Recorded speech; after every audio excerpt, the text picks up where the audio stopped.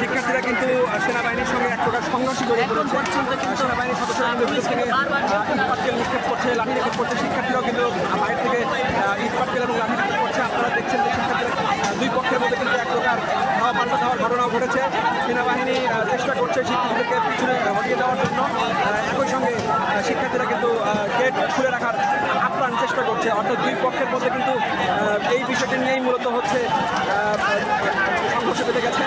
কিন্তু ধাওয়া দিয়ে শিক্ষার্থীরা কিন্তু পিছু হটেছে।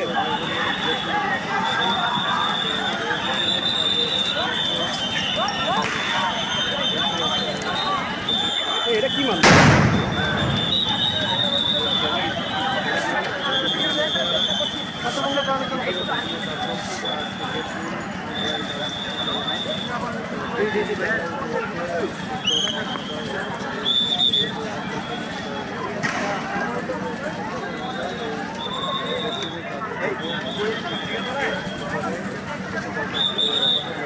এক জায়গা থেকে নেন ভাই, সবাই একসাথে থাকেন, সবাই আপনি এক জায়গায় থাকেন।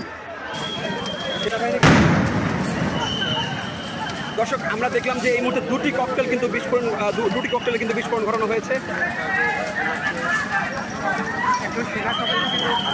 একজন সেনা সদস্যকে আমরা দেখছি যে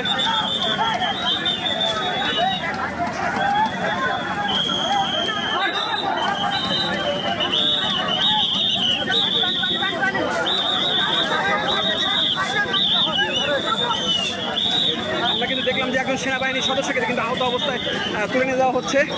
একজন পুলিশ সদস্যও দেখছি আমরা, তিনিও আহত হয়েছেন, তাকেও আমরা দেখছি। দর্শক, আসলে সচিবালয়ের অবস্থা এই মুহূর্তে খুবই উত্তপ্ত। শিক্ষার্থীরা কিন্তু দুই দিকে ছত্রভঙ্গ হয়ে গেছে। একটি গ্রুপ গুলিস্তানের দিকে গিয়েছে এবং আরেকটি গ্রুপ হচ্ছে মাধ্যমিক উচ্চ শিক্ষা অধিদপ্তরের যে ভবন রয়েছে সেই ভবনের দিকে কিন্তু এগিয়ে গেছে। এই মুহূর্তে সেনাবাহিনীর সদস্যরাও কিন্তু পিছন দিকে সরে আসছেন। তারাও কিন্তু সচিবালয়ের যে 2 নম্বর গেট, সেই 2 নম্বর গেটের সামনে কিন্তু ভেতর দিকে কিন্তু চলে যাচ্ছেন। আমরা আরেকটি ককটেলের বিস্ফোরণের ঘটনার এই মুহূর্তে শব্দ শুনলাম।